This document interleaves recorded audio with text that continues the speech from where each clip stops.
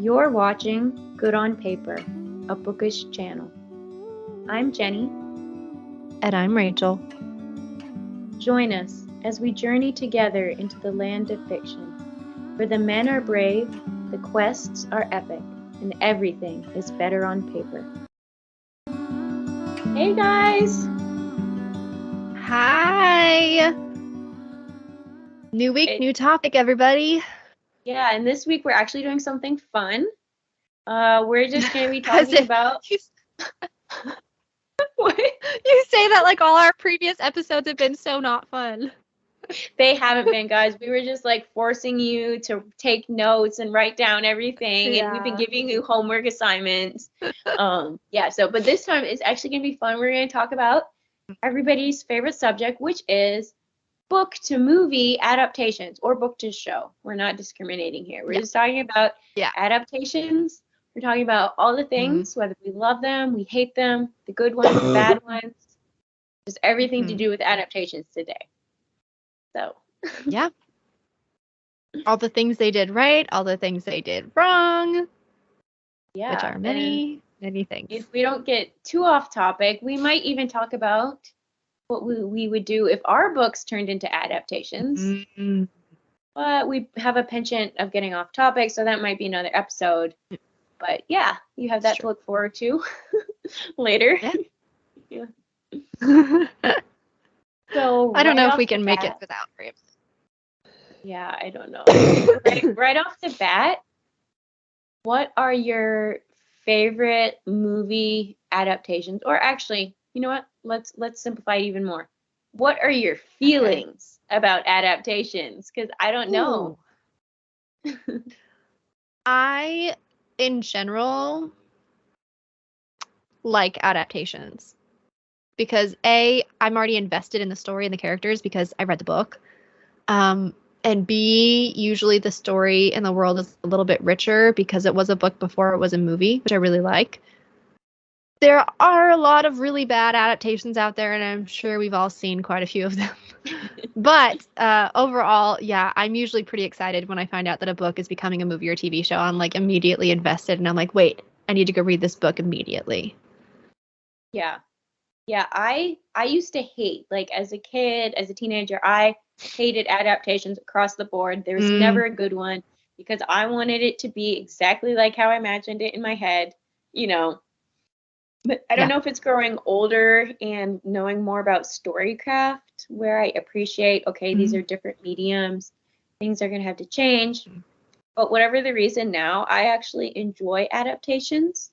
Another reason that I enjoy them could be that I will watch the movie first, then read the book, which I would never do. That was a sin. You know, growing up, you always read the book first and then you watch the movie. But I found that it's generally more enjoyable to do the movie first because the book is always going to be better than the movie, in my experience. It's true. Versus the movie is hardly ever better than the book.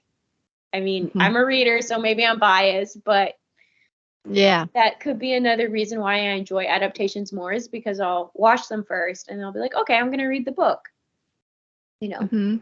But I know for some people I did that with it. Oh, sorry, you go ahead first. No, that's fine. No, I totally understand. Like some people, they already have the spoilers, so they don't want to read it now. Versus I'm like, I want to read it and see how accurate it is. And like, for me, I watched Lord of the Rings long before I read the books because I watched them for the first time when I was like in 7th grade. I had read The Hobbit, but I had not read the Lord of the Rings yet. And for me, watching them so many times and then reading them made it so much easier to read because I could picture everything. I had a better grasp of the story. I didn't get confused like I probably would have if I had just straight up read them without watching them first. So for me, it was like I got to have like a snapshot of it and then I got to read it so that I better, and like going into reading it, I felt like I better understood it because I'd already watched it. So I agree. A lot of times I prefer to watch it first and then read it because I feel like I know it, but I don't know it to the depth that I would if I had read it. So I'm still reading something new. Like it's still exciting. Yeah. And I know for some people, they don't want the picture in their head because they feel like it ruins it for them because they don't get to imagine their characters. but I don't find that's the case with me. Sometimes I do imagine the stuff from the movie in the book. Yeah.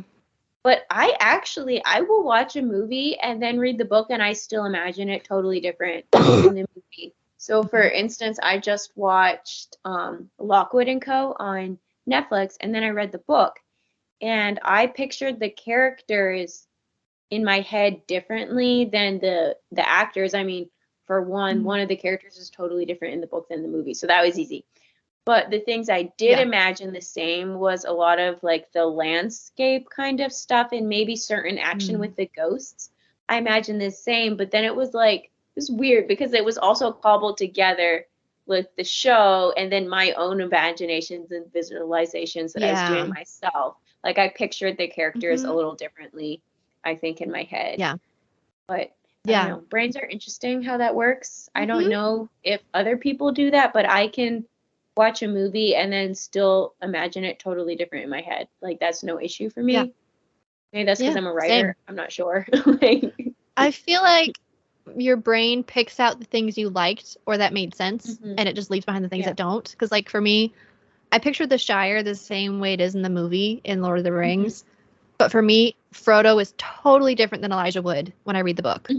Like they're not the same person to me. Like the movie and the book exist separately in my mind. They just kind of commingle a little bit visually for me, but not totally. Yeah. Yeah. It's weird. Like now the more I think about it, the more I'm like, wow, like imaginations are such weird things. Like how do we visualize all this stuff in our head when we're reading? Yeah. You know? It's weird. It's very weird. Yeah. Like sometimes I'll be reading a book and I hate this so much. The author will use a description that I personally find unattractive about the character. And once they say that, I'm like, you ruined it. Because now I can't see them without this thing that I find unattractive. So I'm just annoyed the entire time because I'm like, I can't unsee this. But it's funny because seeing an image on the cover of the book, like if they have the people there, that doesn't change how I visualize them in my head at all. But the descriptions do.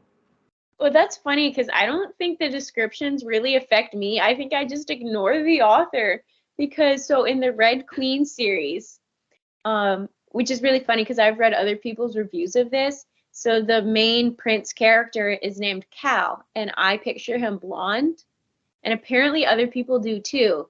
Like I don't know, just he's a prince and his name is Cal, and that to me sounds blonde, but he actually has dark hair. And this other reviewer I was reading was complaining about this. She was like, "No, Cal has blonde hair. This is how I see it." And I thought that was funny because I did the same thing too. And even when the author says something about his dark hair, I'm just like, nope. And I just continue picturing blonde Cal like I want him to be. Yeah. I do the really same thing. Like there was a book I read once where I read the whole thing and then it was a couple years. It might have been like a couple months later, honestly. I went to go back to reread it and realized that she was a redhead. And I'd been picturing her as a brunette the entire time because I completely missed the part where she described her as a redhead. And I was like, oh, I was wrong. But she's already a brunette in my head, so we're already there. I think for me, I don't fully notice the details a lot of the time. But if I do, and it's one I don't like I find unattractive, I have to really try to reimagine that person in a different way. Because I'm like, there was one where I read one time where she described how long the guy's fingers were. That he had long, thin fingers to play the piano with. And I was like, ew, that just sounds gross to me. So then I got creeped out by the guy who ruined everything because all I could think about was his long, skinny fingers. And I was like, why? Oh my God. So when I do pick on them, they impact this story, but a lot of time I don't pick up on them. That's so Which is funny because we get so bent out of shape about how an actor looks playing the role. If they don't look the right way, we get really upset about it. But half the time when we read a book, we don't pay attention to how they look anyway. Exactly. Yeah. I know a big one for me was Annabeth in Percy Jackson. Did you ever read that series? Oh, no, I didn't. Okay, so it's a middle school series and it's about these kids who find out that they are actually the children of the Greek gods. So you know how in Greek mythology they had the demigods, which were half mortal, half god children. So the one best friend of Percy her name is Annabeth, and she has blue eyes and curly blonde hair, right? So then the movie adaptation, which the movie adaptations aren't good, but because me and my cousins were so obsessed with Percy Jackson, like anything Percy Jackson, we didn't care. Like it could be the worst quality. We were just that level of fandom with it.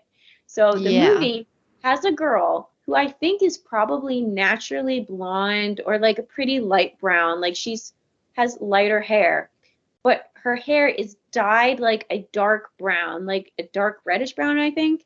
And she has blue eyes. And the whole time we were just so upset because Annabeth has curly blonde hair, and you're going to take this probably blonde actress and dye her hair dark. Like, what? That's not how Annabeth is supposed to look. You know?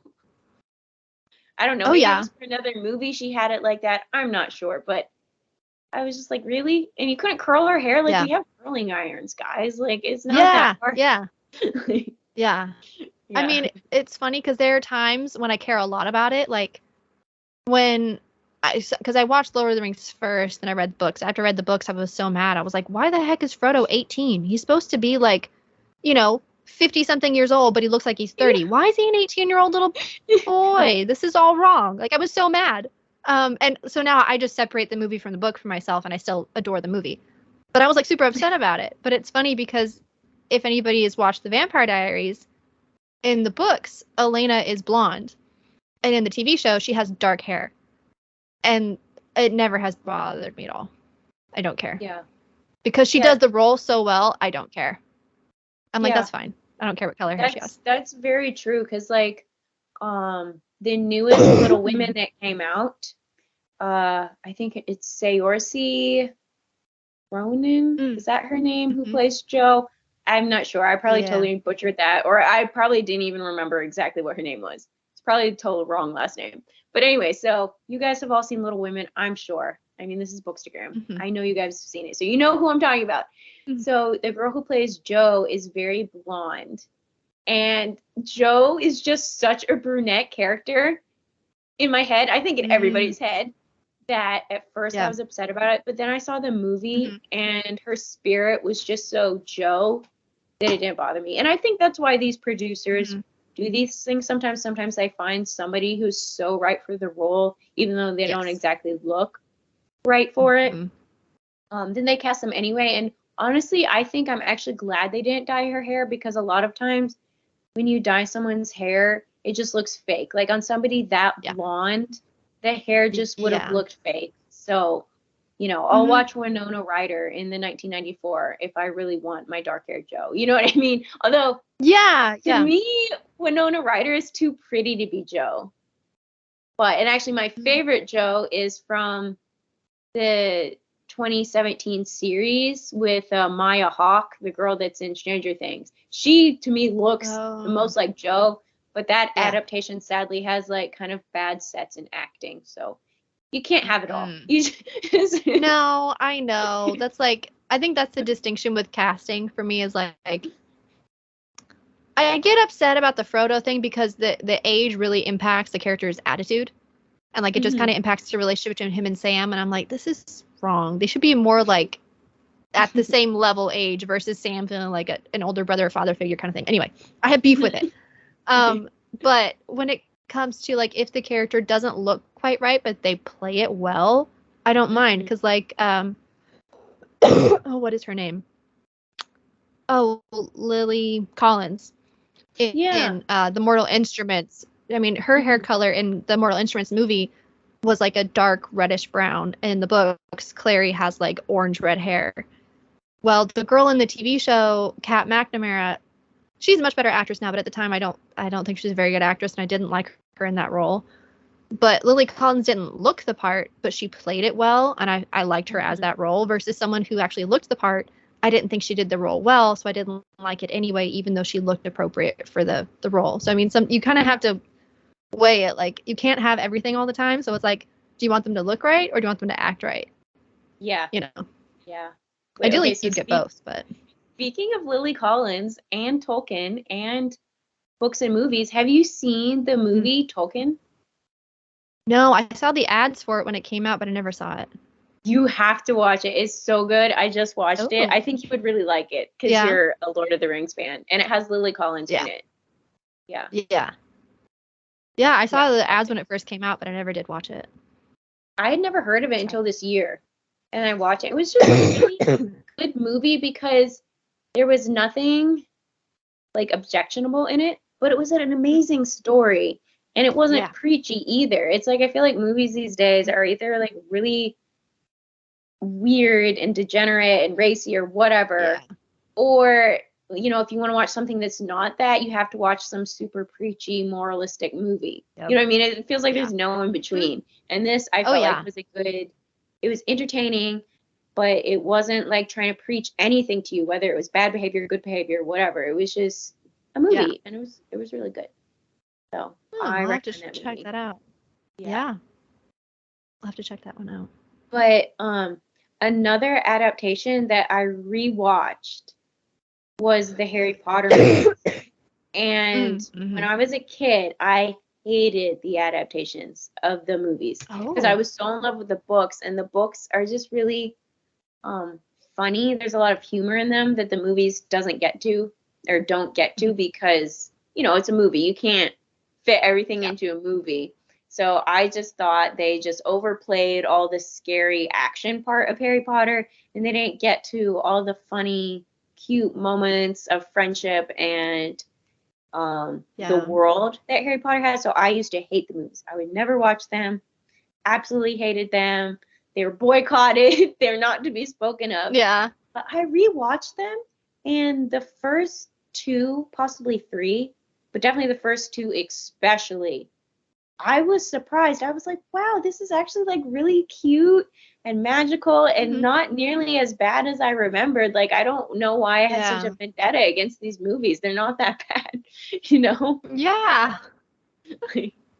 That's that whole thing where when you're young, you're like, it has to be exactly like the book. And as you get older, you're like, oh, well, it can't be exactly like the book.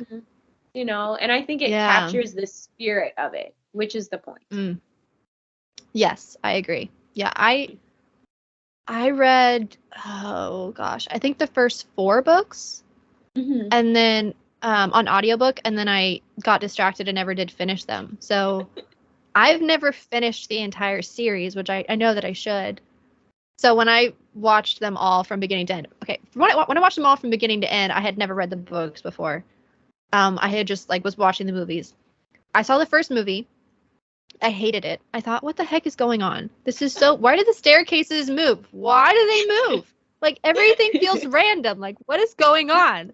Because I come from a Tolkien world where everything is like, you know, connected to each other. And I'm like, wait, why is this stuff happening? I was just so lost. And then I ended up watching the entire series and I was like, I kind of really like this. And then I went and read the first 4 books. And then I rewatched them again this last fall with my brother and sister-in-law.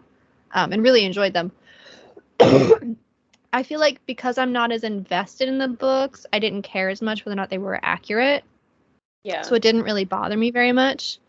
I do feel like something that I like that people are doing now more than they used to is doing TV adaptations versus movie adaptations for fantasy and whatnot, because it gives you more time. Because like you get to have all those little moments when you spread them out versus when you have them in 2 hours. Like how are you supposed to fit an entire 400-page book in 2 hours?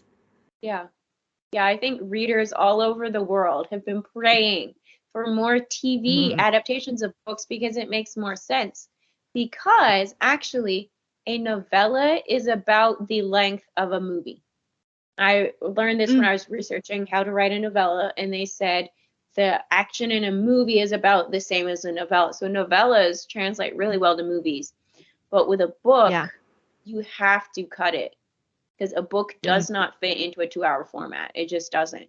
So TV shows, TV shows are like how books are supposed to be adapted, you know?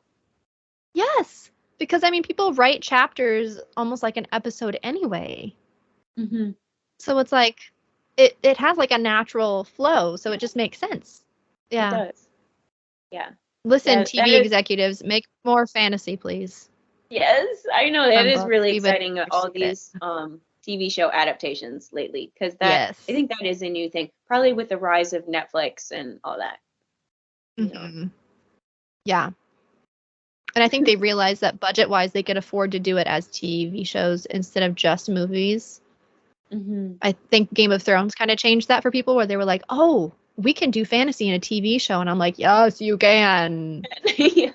Thank you for all of the fantasy TV that's coming out lately. It makes me very happy. Yeah. Yeah, me too. It's really exciting. Mm-hmm. What are some of your least favorite adaptations? Mm-hmm.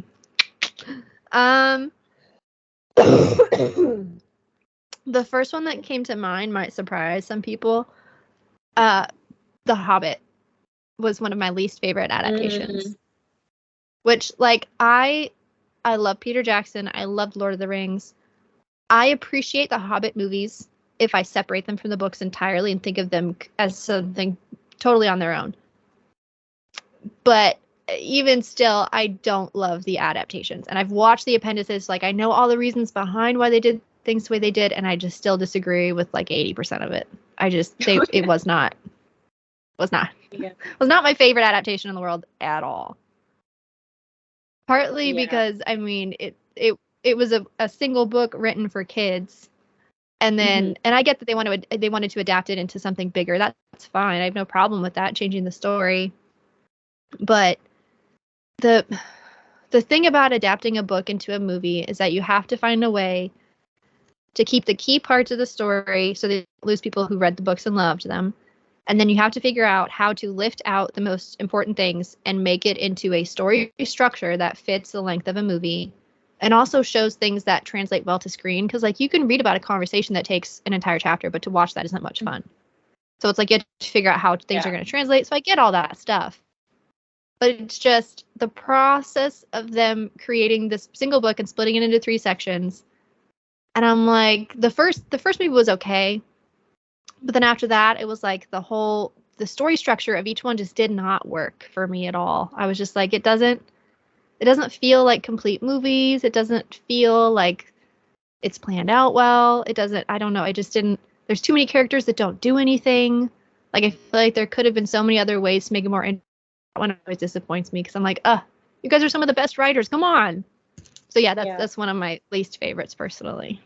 I do think there is a danger into splitting a book into 2 movies because it does totally mess up the structure, because the movie needs to have a beginning and the end, in the middle. Yes. And so if you break it, and so the middle basically of the book ends up being the end, it just feels off. And I think that's where the beauty of TV shows come in. I noticed with the Deathly Hallows, the last Harry Potter movies, they split it into 2, which I don't think was a good idea after watching it again. Because the thing is, they had already established that the movies were going to be more action-based. They had to be. So the 5th one and the 6th one, big books into a tiny movie. So it was very action-based, and it had a certain pacing to it. Mm-hmm. And then they had the 6th or the 7th and the 8th movies, I guess, technically. And all of a sudden, they had all this room to put in all of the slow parts of the book. And it just felt wrong after watching the other movies. And then it just split up the action in a way that, I don't know. I know why they did it. And it's because this is the last time readers get to see Harry Potter. They want to see more of the stuff that happened. But I'm like, you guys should have just saved that for like when you do a TV show down the road, because that's coming. I mean, I'm sure before I die, there's going to be a Harry Potter TV series. I just know. Yeah. So personally, I think they should have just crammed it all in and made it more the pace of the earlier movies, because it just felt weird having that slow pacing and then ending it in the middle. The story structure just doesn't work, because the movie has to be its own work too. It has to be a solid thing. You can't just like throw the book in and expect the book to speak for the movie. Yeah. Yeah. That's like, excuse me. My mom asked me one time, when I was talking about writing the 3rd book of my series, how big it was going to be. She's like, well, can you split it into 4? And I was like, no. Because even a series that spans 3 books, if it's an ongoing storyline, should follow a storyline within those 3 books. So if you add on a 4th one, you have to add on a bunch of stuff and try and make it seem like it was planned that way, and it wasn't. It's like, it's not. No, we're not doing that. And I'm like, you can't. It just doesn't work. Like, it doesn't work as well to split something up like that, unless you're gonna do like mini episodes, like a TV show where you do episodes of it and it's kind of like chapters of it. That works. But to split it into 2 or 3 sections, it just never translates the same way. The pacing is wrong. It needs to be balanced, and that's the thing. I'm finding trouble with the Red Queen series that I'm reading right now is, the first book starts off, it's a small book. And then as they go on, the books are getting bigger. And I'm like, this would have been so much better had she cut chapters and made them all the same size, because the reason they're getting all big is she's putting in stuff that I personally don't think needs to be in the book. Reading some of the reviews of it, it sounds like some people did like the stuff she was putting in, so I can see where she was maybe influenced by the reviews and putting in stuff that the readers wanted. But to me, as a writer, I think it totally made the book sloppy compared to the first one, which was sad. But everybody has different tastes, and if all these readers were saying that's what they wanted, who am I to say? But to me, as a writer, I would have not done it that way, because it makes it really unbalanced. If you don't. Like each book. I agree. Like each book in a series, it makes sense that your last book should be a little bit longer than your first one, because usually you're trying to wrap up a bunch of stuff, but not astronomically bigger than your first one. Like it should be like, little stair steps through each book, but not like, oh, here's the first 2 that are 200 pages and our last one is 600 pages. Like, whoa, man, where did all this extra stuff come from? Yeah, like, unless there's a reasoning for it. Because the only series I can think that does this well is Harry Potter. And that's because he starts 11 and he ends 17. Yeah. So the extra material is like a maturity factor. It starts as a children's book and ends as like a teenager's book. Yeah. So that to me makes sense. Whereas this series, she starts at 17 and she's still 17, 18, 19. And all that's been happening is other POVs are now added, which I personally, that really bothers me. If you do not start with a multi-POV book and then this third book comes in with multi-POVs, like what? Like, I just feel cheated, Like, start with what? So if you start with a single POV in your first book, and then by the time you get to the third book, you add in other people's point of views, like, I'm just like, no, you establish something. It is a single character, POV, and it should follow the thing that you set up, because that's what I fell in love with. So I just have some big beef with it, but I don't know. A lot of people seem to like it, so that's fine. This is just me. Yeah, I feel like that would be almost like going from like first person to third person. Like all of a sudden you switch ways of telling the story, and it's like, wait, what? Yeah, I'm confused. Yeah. So, we're so picky.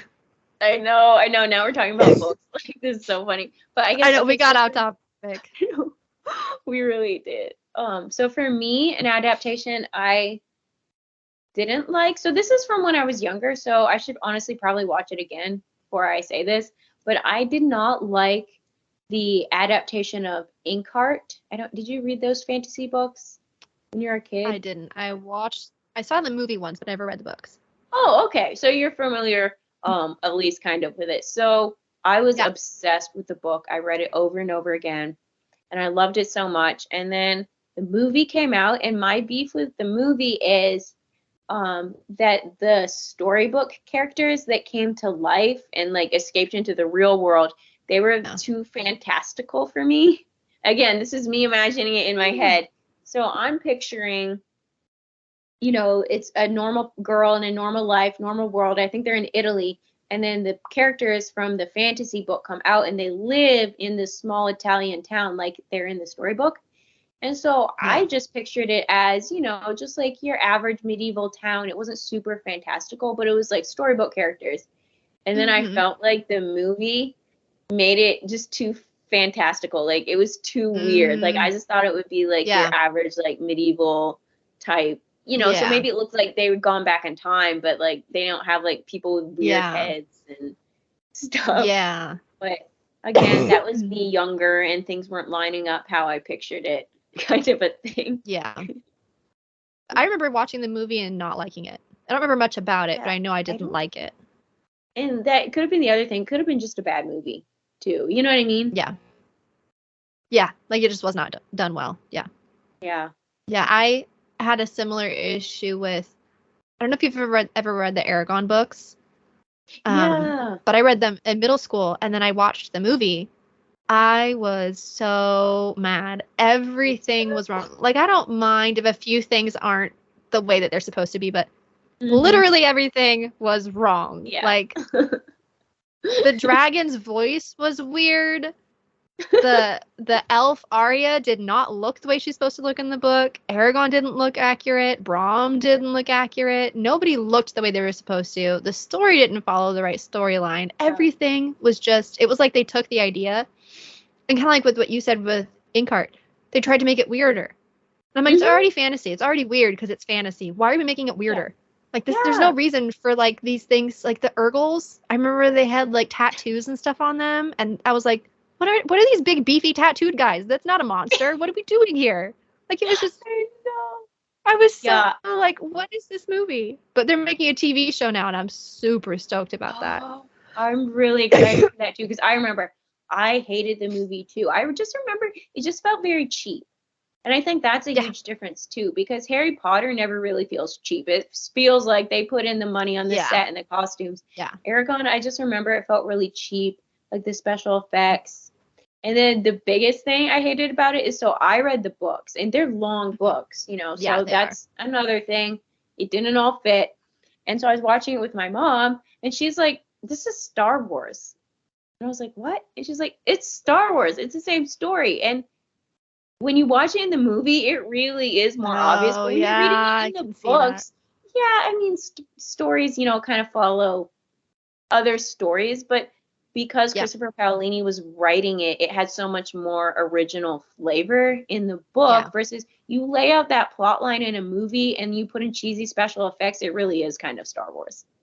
Like, well, I mean, kid from the small town. Like, I mean, that's genuinely a trope that people use in a lot of books, where young kid mentored by old man, you know, goes to find his destiny. Like, it's a very common trope. And it's good when it's done well, but it was not done well. And I was sad because there are two actors in that movie that I love. Robert Carlyle, who plays the Shade, which I didn't love the writing of that, but he plays Mr. Gold on Once Upon a Time, for everybody out there. He's so good. He's such a good actor, and he got such a crappy end of the stick because that movie was so bad. And then the guy who plays the king, and I can't remember the king's name, but John Malkovich, I think is the actor's name. Love him so much. And then that movie went nowhere, and it was terrible. And I was like, I feel so bad for those actors because I would have loved to see them in those roles had the movie been done well. So that was sad. That's sad too. Like when they have like one or two good things, but then the rest of it sucked, and you're like, oh, it could have been okay, but they botched it. Yeah, that one was disappointing. I was like a teenager. That was one of the major disappointments for me. Yeah. I was like, this is, nope. Sometimes they don't respect I think when they don't respect the source material enough, it really does a disservice to the movie. But then you also have to know that you have to change the source material in order to alter it. So like there has to be a good balance there. Books onto the screen is just, it's either a great thing or a terrible thing. It is. I tried to watch Anne with an E the other day, and that series has been out for years now. You know, it's Anne of Green Gables on Netflix, and I didn't watch it because me being me, I was like, oh, this is gonna be stupid. I'm not gonna watch it. Which I'm trying to get away from that attitude because lately I've been pleasantly surprised. So I tried to watch it, and I just couldn't get into it. I think again it was run into the problem of the looks, and the actress who played Anne, she looked exactly like Anne. She had red hair, which is hard to find. Red hair is rare, and she was the right age.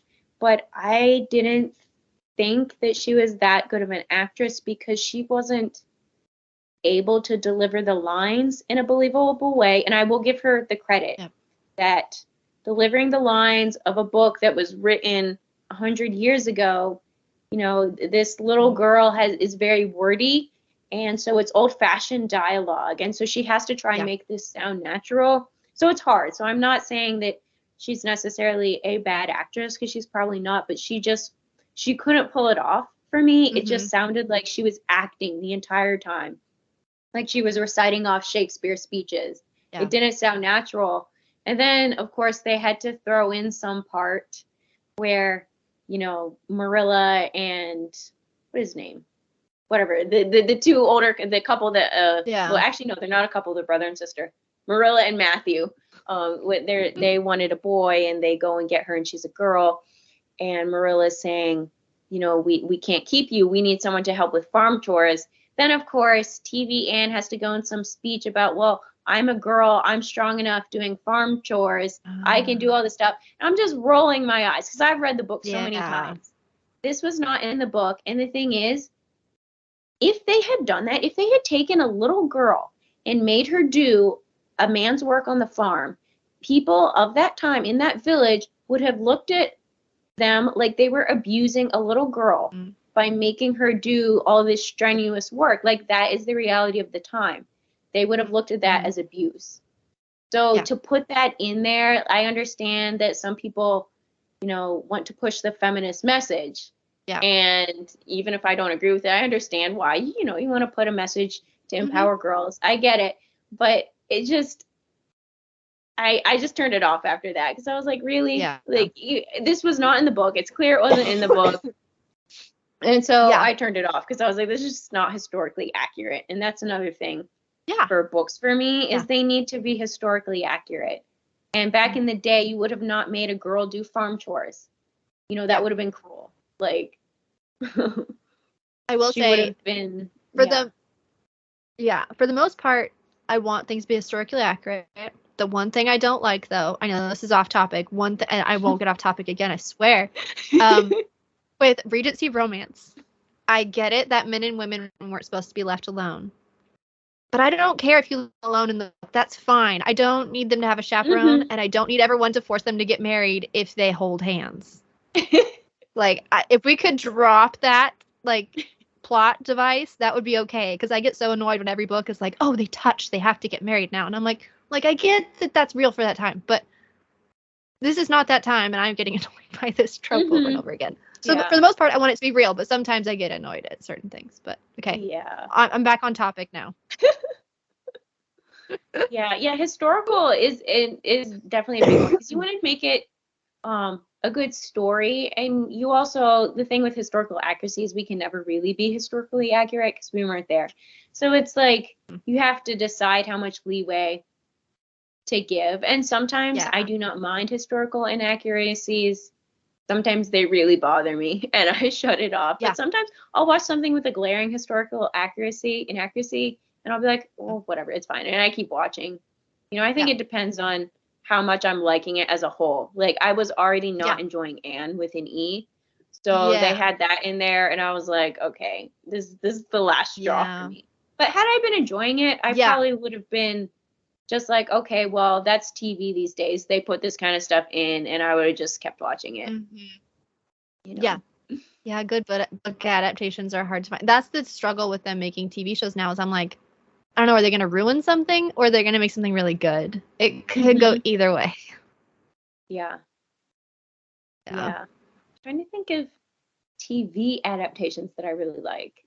I can think of one that, it's not that I don't like it, but Little House on the Prairie, the version they made in the 70s, that is not even Little House on the Prairie. That is a 70s sitcom or TV show that is vague, that shares the same title. Like, it is not Little House on the Prairie, like, at all. Oh, that's so funny, because it's so popular. Yeah, and it's good, and I'll watch it, but to me that is two different things. Like, the books and the TV show is really See, I never read it, and I've only watched, I think I watched one episode. Because it wasn't really on growing up, so I didn't really watch it very much. Yeah. But I'm It's surprised that cute. it's not like the book. No, it's really not. It's like they basically took like the Brady Bunch or like another show from that time period and they just put it in the Little House world. You know, the episodes have the same feel, the themes that they're talking about are the same. And the book is it's an autobiography of pioneers in the 1800s, so it's very different. And they like moved to all these different towns like throughout the course of her life. Whereas I'm pretty sure the show they stay in the same place, you know, and they have all these characters that stay the same. Whereas I think that was just like one book. They take one book and they just like do it all, which I understand. Like that's what makes it a good TV show. But it's just it's basically the Brady Bunch, but in the Little House world. Like that's what I think of it as. That reminds me of Heartland, the TV show. Yeah. And the books are totally different than the TV show. Like, and I think there's like 10 books or something like that. I think I read one of them. And only one of the couples ends up being the same from the book to the TV show. But like after like the first season or two, like everything is like nothing is the same from the book at all. And yeah, I like the TV show, and I don't think people who've read the books have any beef with the TV show, but it's totally different story than the books were. That's so funny. Yeah, I never read the books, but I did start watching the TV show, and I liked it. I always forget about that because I'm always like, oh, there's nothing good on, but I remember I did like that one. Yeah. It's always interesting because sometimes with a TV show you can tell when they're totally going off, and sometimes the quality goes down. Like when they stop going by the book, like the quality will plummet, and it's so obvious. And you're like, okay, now we see the true talents of you TV writers here. When you're not using some author's work, like you really can't write anything. You're like, this is taking a quick, turn to the worst. Definitely. I feel like there aren't that many TV shows that I watch that are actually based off of books, though. I know Shadow and Bone is, but I've never read Shadow and Bone, so I don't know what's different from the book to the show. I did not like how they did that one because basically they combined Shadow and Bone with Six of Crows, which is a duology.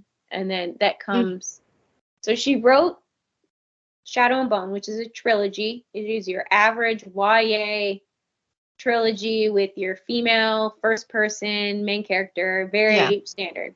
And then she wrote Six of Crows and Crooked Kingdom, which is a multi POV, really rich world building fantasy. I mean, it reads a lot more like Game of Thrones or something like that. Like, and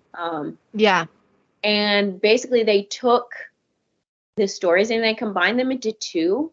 Like, so they put it happening at the same time, which it is set in the same world and the characters do interact, but it's not like the timelines aren't like this.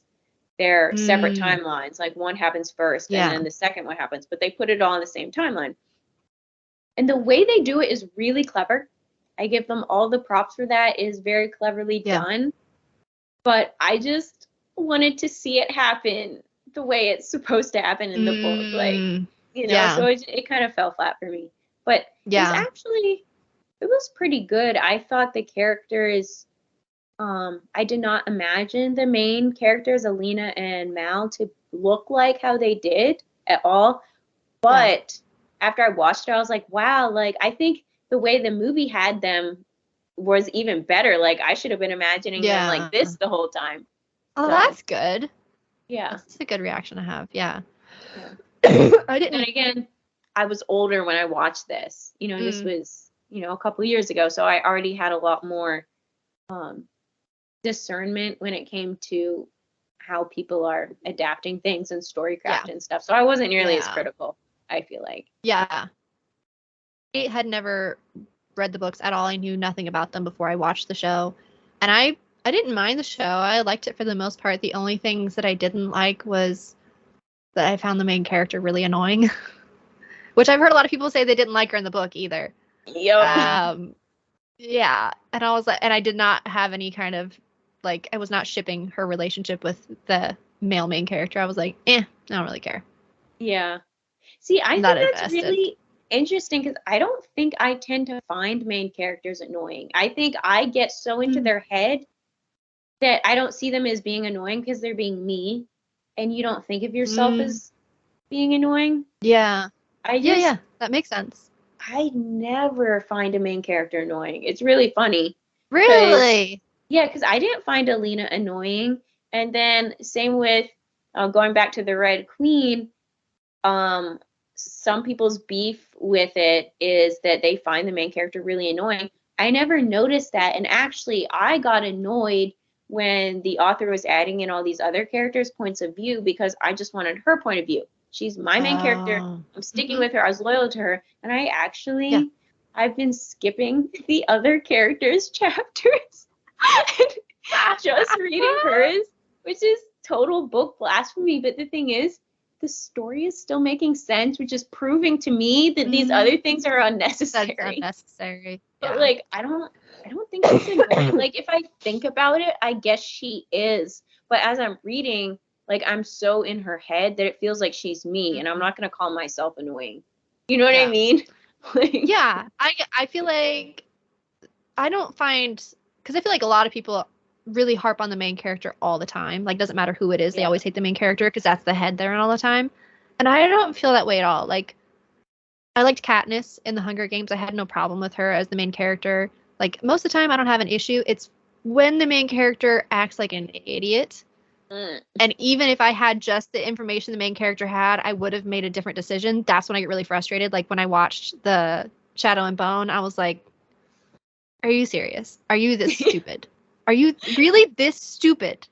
Really? Like, that's when I get annoyed, is when I'm like, would you stop being, because there was a book I read the other day. It was a rom-com, and I really, really liked it. It was really good. But the girl at the end of towards the end of the book, there was a miscommunication trope, which it didn't last long, so I wasn't super mad about it. But the way she responded to it was so annoying that I got so mad at her that I loved her the rest of the book, but up to that point, and then once I got to that point and she was that stupid, I was like, I don't know if we can be friends anymore. You're acting like such an idiot right now. I get so, but I'm really reactive. Like, I'm very like judgy that way. So I'm like, oh, you're being stupid.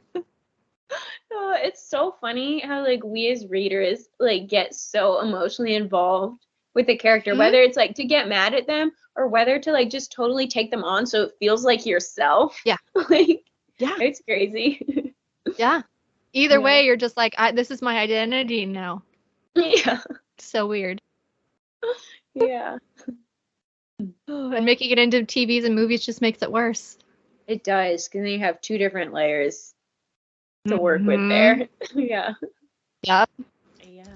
I don't know. I honestly, like, I don't know that I would ever want my book to be made into a TV or movie. Like, maybe it would be great if it was, but I'm like, I think it would just stress me out. I would love for my books to be made into a TV show. And I would love to be the Peter Jackson of the TV show where I got to help direct it and make like all the final calls on everything. And I would like swear that I would not be a pain in the butt about it. Like, I know we have to make changes. Like, that's fair. You can make changes. There are just certain things you can't change because they have to exist. Like, I would do it only if I could be heavily involved, which I feel like most authors say that, and most production companies don't want to deal with you, so they're probably not ever going to do that. So my books will probably never become TV shows, but if they did, that would be awesome. I don't even think, because I cannot, like, some people do the fan casting, and I've tried to do that before because I feel like it would be fun, but I can picture my characters so clearly in my head, like very distinctly. I can see every freckle. So to me, I just can't fan cast because I'm like, well, I can't ever find a person that like looks like that person. But maybe I should challenge myself to be like, okay, if you had to find somebody, you know, like who captures the spirit. Yeah, that's like, I can't ever find someone who looks exactly the same. So I usually try and find someone with the right attitude or who can like kind of pull off the same vibes. And I'm like, okay, yes, you are that person for me. That works. Yeah. Yeah, this is making me remember. I actually did fan cast Wolf Run, like my Anglo-Saxon novel that I'm super obsessed with that I really need to write one day again.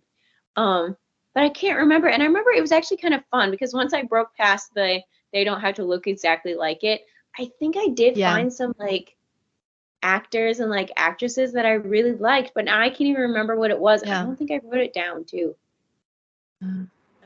See, and I also like when I begin writing a story, I find pictures to help me decide what that person looks like, like before I start writing. So I have like a cast, and it's not necessarily actors, just like Pinterest pictures, but like I have like a cast of people, images that I look at to remind me what this person looks like or what their vibe is like, just based on that picture, and that's where I get the inspiration for the character from. So it's not hard for me to picture them differently because that's just where I got it's not even from my own brain, it's what I found on the internet. Yeah.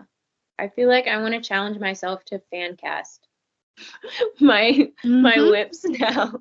I really should. You maybe should. Maybe I'll do that this month. Yeah. March will be my fan casting. Because I feel like people There are we always go. interested in seeing that. Like, you know. They are, yeah. Yeah. Especially because we all imagine it differently. So it's fun to see like one image that the author picked. Yeah. Yeah. Yeah. Yeah. Yeah, I should do that for my Kindle Vella because I've been really slacking on like marketing it. So that could be like a fun way. Yeah. To like market. Yeah, I'll be like, okay, this is who would play this. And people have actually read it too, because it's one thing if you do like the thing you're working on and nobody's read it, you know, like it's interesting, but it's not that interesting. True. But like there's a small amount of people who've actually like read my Kindle Vella, so they would probably be interested to see. Yeah. Like Yeah, I think that would be really fun. Because you already have fans waiting and would be interested in wondering. Yes, my fans. It makes it sound so nice when you say it like that. That's like, that's true. When somebody compliments. Yeah, they are. They would want to know. They'd be like super excited about it. Yeah, I'm gonna think of it that way now. Like, you know, if 1 or 2 people read my stuff, they are now my fans. And it just sounds so much like better when you say it like that. Yeah. They're fans. I mean, they're fans of your book, but they're also by like connection, they're fans of you. Yeah.